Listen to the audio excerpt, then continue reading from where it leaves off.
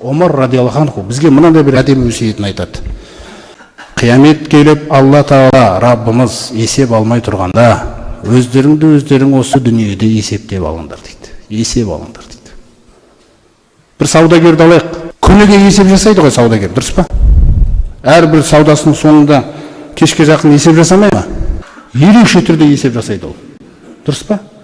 Сол есебінің бірдеңкесі дұрыс болмай қалса, үйіне келіп көңілі түсіп кеткен. Әйелі тамақ істеп шай ішіп аларсыз мүмкін. Жоқ, шай ішпеймін мен, анау қайда кеткен екен деген нәрселер. Жанымызды кім есептейді? Жанымыз бір нәрсені үміт етіп алған өзі. Қараңыздар. Кім берді ол үмітті? Алла Тағала берген жоқ ол үмітті. Нұрдыр қандай ма? Өйткені Алла Тағала айтады: "Лайса би аманийукум."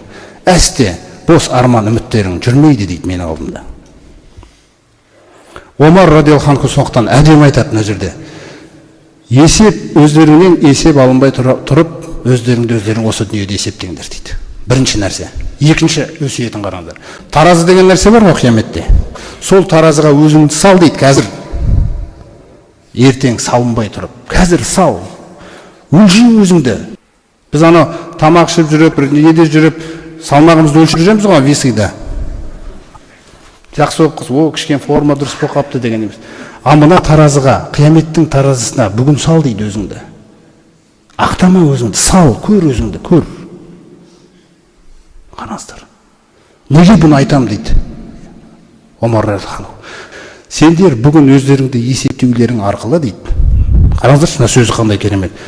Бүгін өздеріңді есептей берулерің арқылы қияметтегі есептеріңді жеңілдетесіңдер дейді. Неге? Өйткені сіз Раббыңыздың алдында өмір бақи өзіңізді есептегенсіз. Алла Тағала көрген сіздің кеше есептеп атқаныңызды өзіңізді. Алды күні жылап атқаныңызды көрген. Көрдіңіз ба? Әр күні есептеп өзінің жаңағы маза таппай жатқаныңызды көрген қияметке байланысты. Соның барлығы қияметтің есебін жеңілдетіп жібереді да, ол күні хисабун ясир болады. Жеңіл есеп болады. Сондай дәрежеде жеңіл болады ол. Егер Алла Тағала сондай құлға осындай күнәңді мойындайсың ба десе, мойындаймын Раббым десең, кешірдім, жәннатқа кіре бер дейді екен. Өйткені уайым, қиямет деген уайым дүниеде жұмыс істеген сіздің өміріңізде. Көзіңізден жас шықса, сонымен байланысты шыққан. Қараңыз. Денең дірс етсе де сол нәрсемен байланысты дірс ет. Не бұл керемет жан. Сосын мына сөзді айтады өсиетінің соңында. Ва тазайяну лил ардил акбар. Араб тілінде арт деген сөз бар. Арт деген сөз көрсетілу, көрініс деген нәрсе бар ғой бізде өмірде. Мысалы, қаншама товарлар көрмеге қойылады да. Қайсысы ұнайды, қайсысы ұнамайды біз таңдаймыз деген мәселе бар. Біз қияметте көрмеге қойыламыз Алла Тағаланың алдына.